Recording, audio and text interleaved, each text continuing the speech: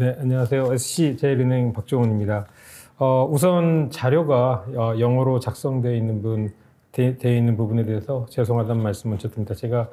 좀 부지런했어야 했는데 컴플라이언스 승인을 얻다 보니까 영어로 좀 작성되어 있는 점 양해 부탁드리겠습니다. 우선 크게 저희가 전망하는 2024, 그다음에 2025년 전망에 대해서 좀 말씀을 드리고, 그리고 저희가 이런 전망을 하는 이유가 뭔지에 대해서 좀 순차적으로 좀 설명을 드리도록 하겠습니다. 저희는 올해 세계 경제 성장률을 3.1, 그리고 내년 성장률을 3.2% 정도 전망을 좀 하고 있는데요.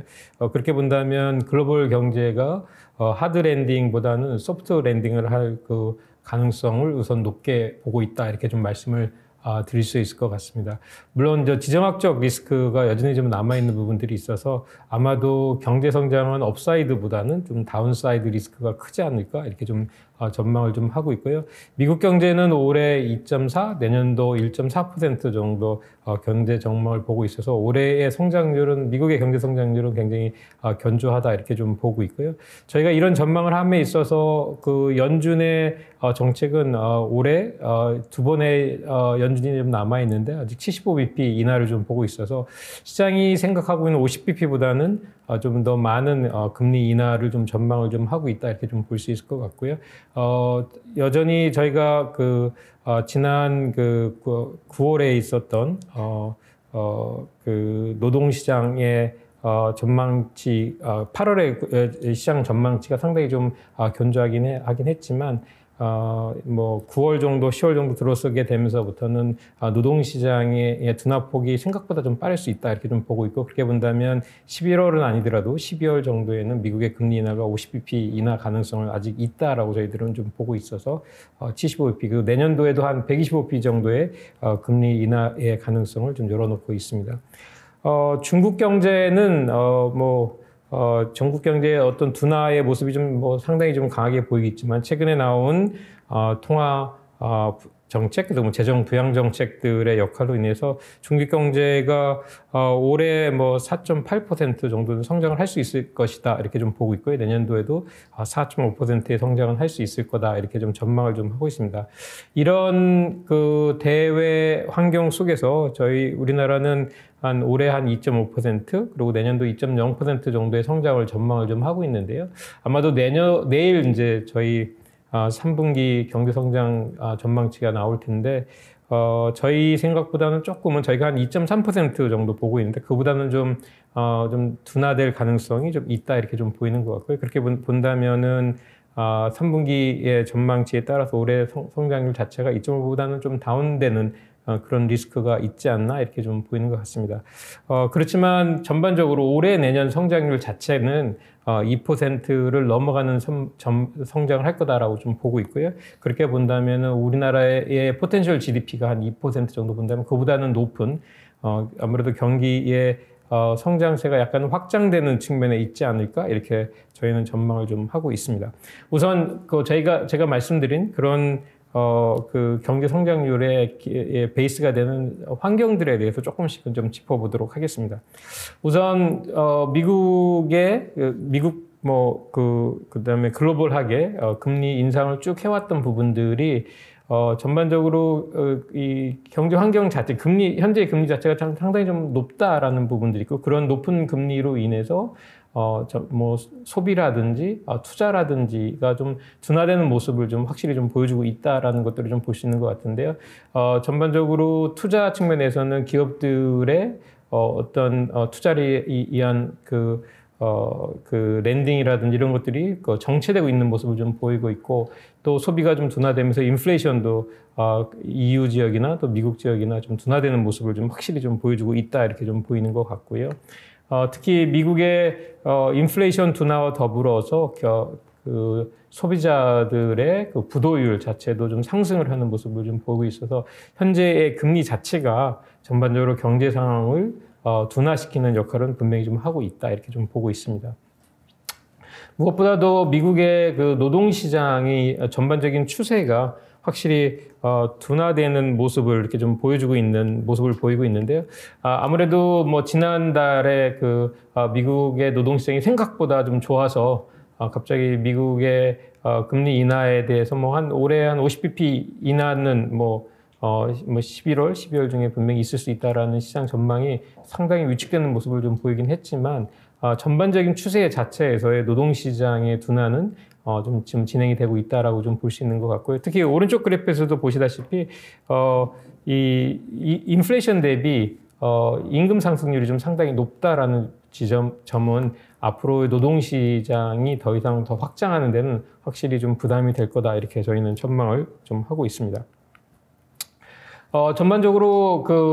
올해 들어서면서 뭐 중앙은행들의 금리 인하 속도가 생각보다 좀 빠르게 좀 진행이 되고 있다 이렇게 좀 저희는 보고 있고요. 이런 것들은 어떻게 중앙은행 입장에서는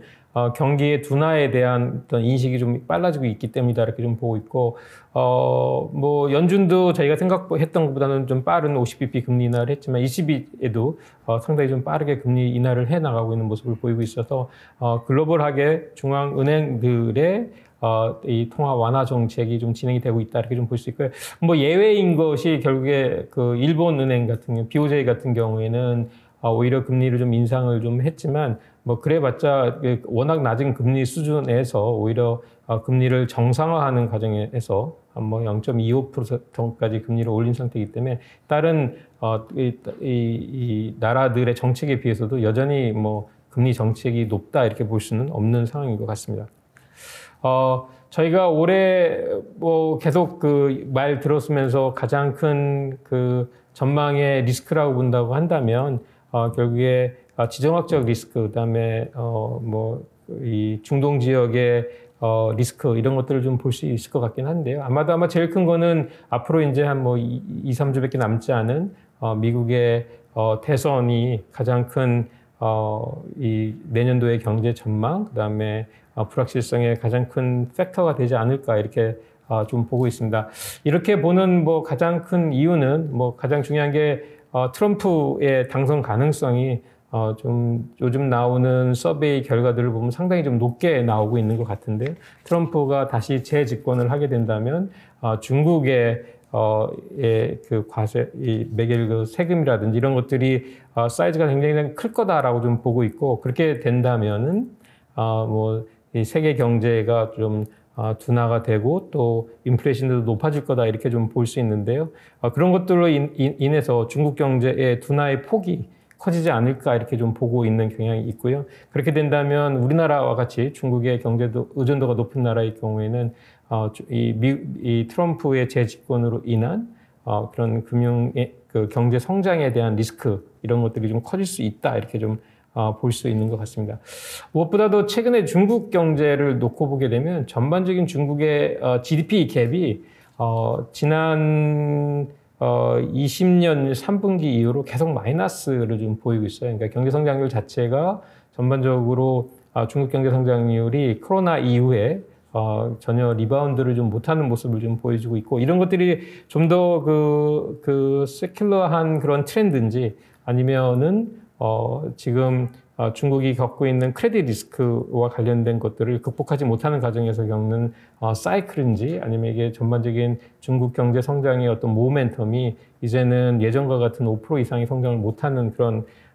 이 장기적인 어떤 트렌드인지에 대해서 약간의 우려가 좀 생기고 있는 부분이 있는 것 같고요.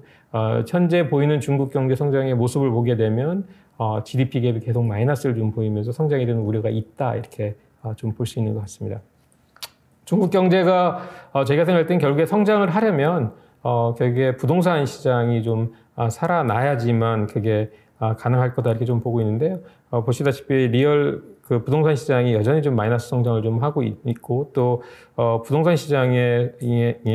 론이 계속 좀 감소하고 있는 부분들이 부동산 시장의 리스크를 좀 키우고 있다 이렇게 좀 볼 수 있고 이런 것들에 대한 어떤 재정 정책, 뭐 통화 정책을 계속 제공을 하고 있지만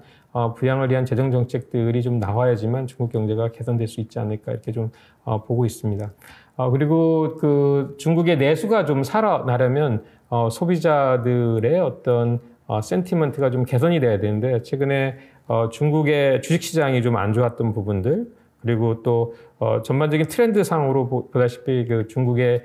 센티먼트가 굉장히 좀 낮아서 소비로 이어지지 않고 있는 부분들, 그러다 보니 저축률이 오히려 높아지는 부분들, 이런 것들이 중국의 내수의 진작을 좀 막으면서 중국 경제에 대한 중국 경제 둔화에 대한 우려, 또 일본화되는 그런 리스크가 좀 있다, 이렇게 저희는 보고 있습니다. 이런 것들을 막기 위해서 중국이 지속적으로 통화의 완화 정책은 2020, 23부터 계속 좀 해오고 있는 편이고요. 그러다 보니까 GDP 대비의 부채 비율도 좀 상당히 좀 높아지면서 통화 정책 자체는 확장 정책을 지속적으로 좀 하고 있다, 이렇게 좀 보이는 것 같고요. 또 PBOC 입장에서는 약간의 중국판 QE라고 할 수 있는 것들을 자산을 좀 늘리면서 시장의 이 유동성을 좀 강하게 좀 제공을 하고 있다, 이렇게 좀 볼 수 있을 것 같습니다. 최근에 나온 정책을 보게 되면 트리플 R을 좀 더 인하해서 1조 원 이상의 장기 유동성을 좀 제공을 하겠다, 이렇게 좀 보고 있고요. 그리고 또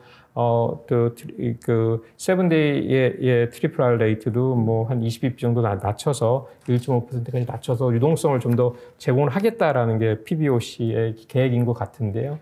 문제는 이런 중국의 유동성 제공이 오히려 이 리퀴디티 트랩에 빠진 건 아닌가라는 것들에 대한 우려를 좀 낳고 있고, 그래서 중국 경제가 좀 리바운드 하려면 결국에 재정 정책이 좀 개선이 돼야 될 거다, 이렇게 보는 경향이 좀 제일 큰 것 같고요. 최근에 지난 10일에 중국의 재정 정책들을 지원하는 방안들이 계속 좀 나오고 있는 것 같은데요. 최근에 이제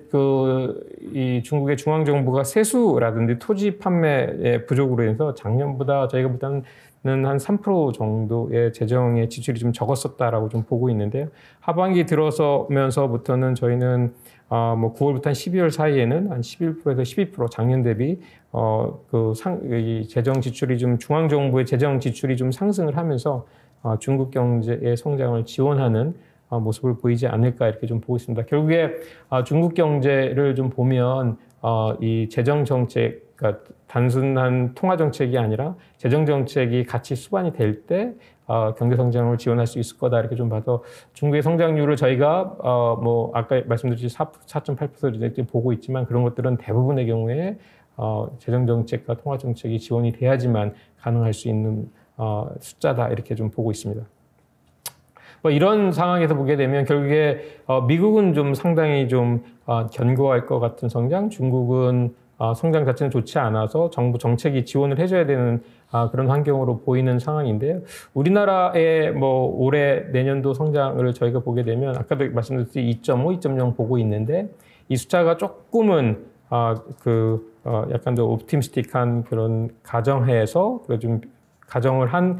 그런 성장 전망이다, 이렇게 좀 보고 있고요. 내일 전망치가 나오면 다시 또 수정 작업이 필요할 수도 있을 것 같기도 한데, 여튼 올해 내년 성장률을 2.5, 2.0 정도로 좀 보고 있고요. 저희가 이렇게 성장을 보는데 보면 이게 좀 선행지표하고 선행순환치하고 그다음에 동행하고를 조금은 다른 모습을 좀 보이고 있어서 한국 경제의 진단이 조금은 좀 어려운 모습을 좀 보이고 있다고 보시는 것 같은데요. 왼쪽 그래프 보시게 되면 이게 이제 HP 필터를 사용한 GDP와 GDP 갭을 좀 보여주는 부분들인데, 보시게 되면은 지난 2022년이면 1쿼터부터 계속 좀 마이너스 갭을 좀 보이고 있는 부분이 있고, 올해 조금 1분기에 플러스 갭으로 갔다가 다시 또 마이너스로 갭이 좀 돌아서면서 시크리컬하게 보게 되면, 동행으로 보게 되면 여전히 좀 우리나라 경제가 약간 다운 사이클의 모습을 보이고 있지 않나, 이런 모습을 좀 보이고 있는 것 같고요. 이게 어떻게 보면 긍정적인 뉴스가 지금 사이클적으로 다운 사이클인가, 내년도 되면서부터는 오히려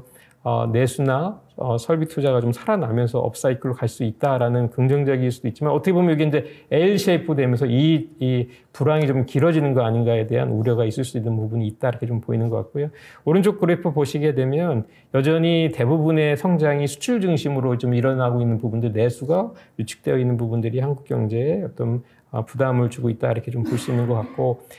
왼쪽에 이 그래프 보시면 이 정부 쪽의 역할이 좀 상당히 좀 제한적인 부분을 보고 있고 우리나라의 성장은 대부분 민간 부분이 지금 주도를 좀 하고 있는 부분이 있다 이렇게 좀 볼 수 있는 것 같습니다. 그래서 내년도에도 좀 재정이 좀 타이트하게 운영이 된다고 한다면 결국에 내수가 살아나고 민간 쪽에서의 활동이 좀 활성화돼야지만 경제가 좀 활성화될 수 있지 않을까 좀 전망을 좀 할 수 있을 것 같고요. 오른쪽 그래프 보시게 되면 전반적으로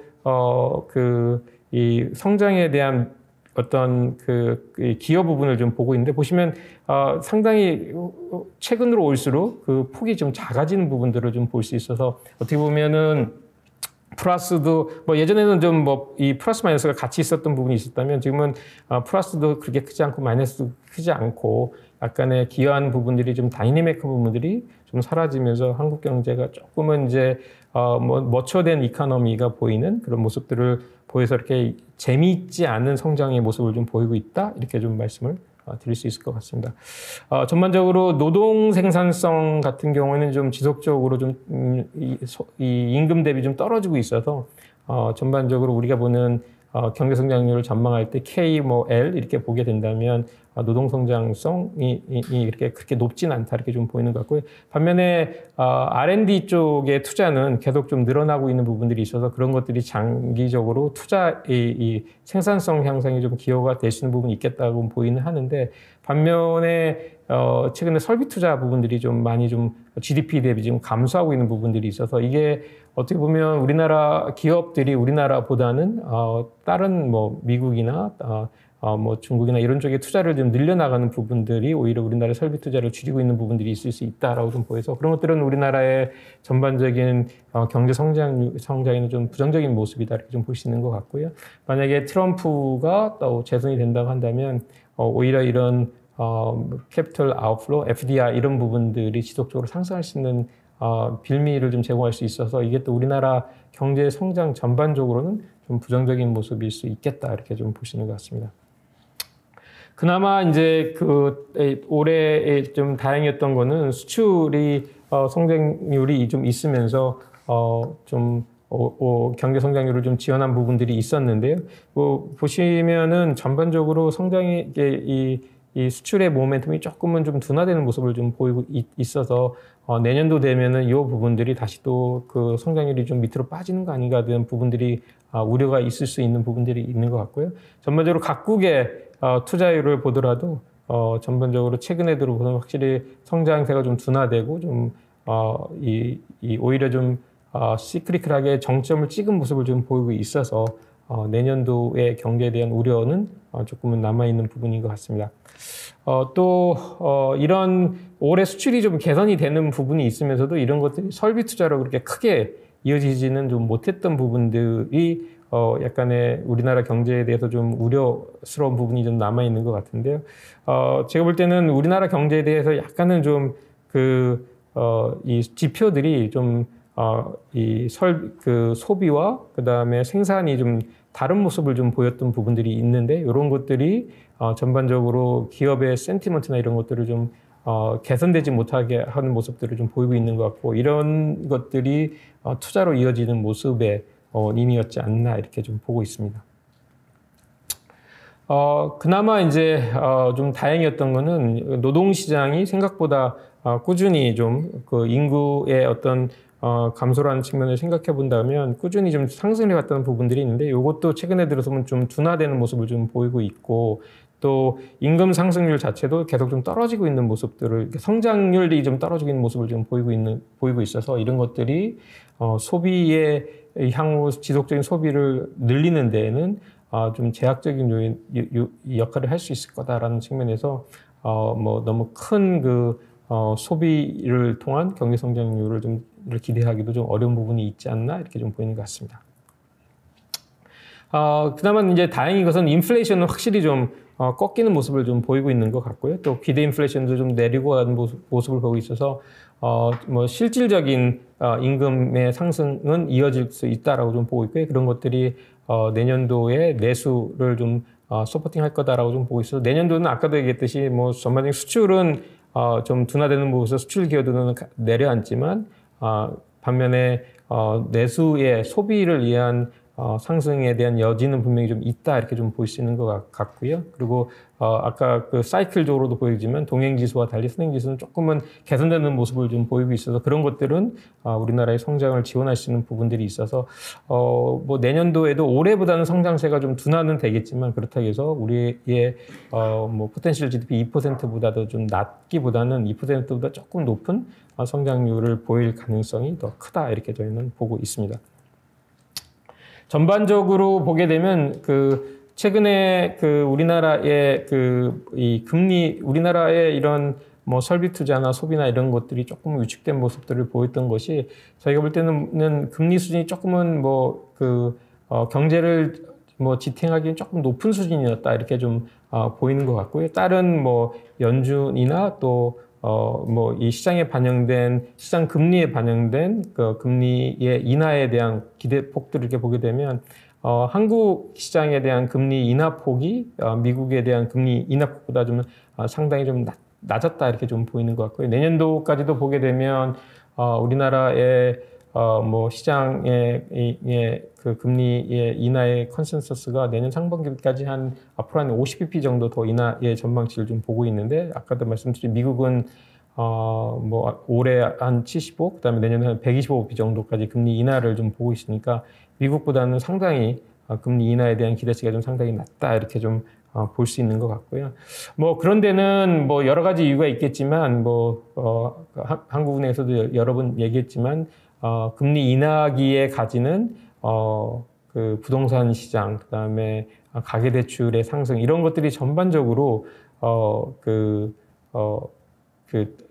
파이낸셜 리스크를 크게 할 수 있다는 측면에서 한국은행이 약간은 조금 매파적인 메시지를 계속 시장에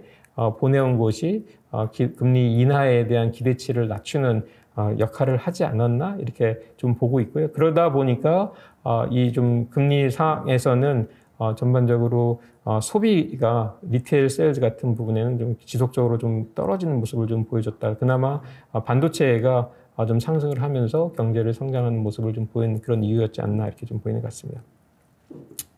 하지만 뭐 전반적으로 시장에서 시장 금리를 보게 되면 뭐 한국은행의 금리는 뭐 지속적으로 좀 유지가 됐지만 시장 금리는 계속적으로 좀 떨어지는 모습들을 좀 보여왔어요. 그래서 그런 것들이 한국은행의 통화 정책과는 무관하게 약간의 정부 쪽에서의 정책 금리의 지원을 통해서 금리를 낮아진 부분들이 좀 있었던 것 같고 그런 것들의 돈이 오히려 부동산 쪽에 좀 흘러가는 모습을 좀 보이면서 그런 것들이 성장보다는 약간 투기적인 모습으로 보였던 것이 오히려 한국 경제에는 조금은 좀 부담이었던 거 아닌가 이렇게 좀 보이는 것 같습니다. 최근에 이제 저희가 외국 투자자들에게서 가장 많이 받는 질문 중에 하나는 원화의 움직임에 대한 질문을 좀 가장 많이 받는데 사실 연초 되면서부터는 원화가 올해 상당히 좀 강세를 보일 통화이지 않을까 이렇게 좀 많이들 생각을 좀 했었습니다. 왜냐하면 올해 경상수지 흑자분이 작년에 경상수지가 약간 300억 불이었다면 올해 뭐 많게는 뭐 800억 불까지 늘어날 거다 이렇게 좀 보고 있으니까 아무래도 캐피털 플로우, 그러니까 경상수지 플로우가 상당히 좀 개선되는 부분들이 있으니까 그런 것들로 인한 원화 강세 부분이 크지 않겠느냐 이렇게 봤고 또 중국 경제가 좀 만약에 픽업을 한다면 그런 것들로 인한 원화의 강세 이런 것도 있을 수 있는 부분이 있어서 원화에 대해서 약간의 낙관적인 부분들을 가졌었는데 그럴 때마다 오히려 원화가 퍼포먼스가 좀 안 좋으면서 원화에 대한 실망감이 큰 그런 한 해였다 이렇게 좀 볼 수 있는 것 같은데요. 지금 또 원화가 최근에 뭐 한 1,310원까지 떨어졌다가 다시 또 좀 뭐 70원, 80원까지 좀 올라오면서 원화가 좀 약세를 좀 보여서 원화가 강세로 갈 거라는 거에 대한 좀 베팅을 하기가 좀 어려운 환경인 것 같다라고 좀 볼 수 있는 것 같은데요. 가장 큰 이유는 아무래도 이제 미국이 금리를 좀 인하를 하면서 타이 바트 같은 경우에도 상당히 좀 달러 대비 강세를 좀 모습을 보이고 있는데 미국 금리가 인하가 돼도 한국의 원화가 강세를 보이지 못하는 모습이 뭘까 이렇게 보게 되면 제일 중요한 건 역시 자본의 흐름이 우리나라에 이렇게 긍정적이지는 않다 이렇게 좀 보이는 것 같습니다. 아무래도 최근에 보게 되면 캐피털 아웃플로우 부분이 상당히 좀 큰 부분들을 좀 보이고 있는데요. 뭐 가장 큰 거는 서학 개미도 있고 또 MPS의 자본 유출도 좀, 그러니까 해외 자산 취득도 있는 것 같고, 또 그리고 FDI가 꾸준히 좀 늘어나고 있는 부분들, 이런 것들이 전반적으로 캐피털 아웃플로우 부분들이 좀 드라이브가 되면서, 그리고 또 외국인들이 한국에서의 코스피 시장에서의 포지션들이 좀 최근에 좀 약간 셀러프가 있으면서 이런 것들이 원화의 강세를 좀 지원을 하지 못하고 오히려 원화의 약세를 좀 드라이브하고 있다 이렇게 좀 보이는 것 같고요. 또 뭐 저희 쪽 FX 스트래티지스트 쪽의 생각으로는 최근에 원화의 퍼포먼스가 좀 안 좋은 가장 큰 이유 중에 하나는 아마 트럼프 트레이드가 좀 반영이 된 부분이 좀 크다 이렇게 좀 보고 있는 것 같습니다. 아무래도 중국에 대한 그러니까 트럼프가 당선됐을 때 중국 경제에 대한 또 위안화의 약세에 대해서 위안화가 아무래도 조금은 약간의 이 머니플 때 있는 그런 부분들이 있다라고 좀 보니까 그런 부분으로 조금 더 좀 유출입이 좀 자유로운 원화를 통해서 중국의 네거티브한 중국 시장에 대한 해칭으로 원화에 대한 베팅을 좀 하고 있다 이런 뷰도 좀 있는 것 같고요. 그런 것들로 인해서 원화가 좀 개선을 되고 있지 못하는 모습을 보이고 있지만 하지만 중장기적으로 볼 때 저희 은행은 내년도 정도가 된다면은 원화가 강세의 모습을 좀 보여서 내년도 말 되면 내년도 뭐 상반기 정도가 되게 되면 지금의 1,300원대보다는 좀 강한 1,200원, 1,200 한 뭐 80원, 90원대까지 원화가 강세되는 모습을 좀 보일 수 있을 거다 이렇게 좀 보고 있고요. 그런 것들의 이제 가장 큰 것들은 아마도 뭐 원화가 1,400원 이상으로 올라가게 된다고 하면 저희는 뭐 연금의 뭐 해지 전략 이런 것도 좀 변화가 있을 수 있다라고 좀 보고 있고 그런 걸 통해서 약간의 상단은 좀 제한하지 않겠느냐 이렇게 좀 보고 있는 부분이 있어서 지금의 뭐 1,380원 정도 수준은 원화가 좀 높은 수준이다. 여기보다는 위쪽보다는 아래쪽으로 좀 떨어질 가능성이 더 크지 않을까 이렇게 좀 전망을 좀 하고 있습니다. 여기까지 좀 말씀을 드리고 나중에 디스커션 세션에서 질문 있으면 좀 답변 드리도록 하겠습니다. 네, 감사합니다.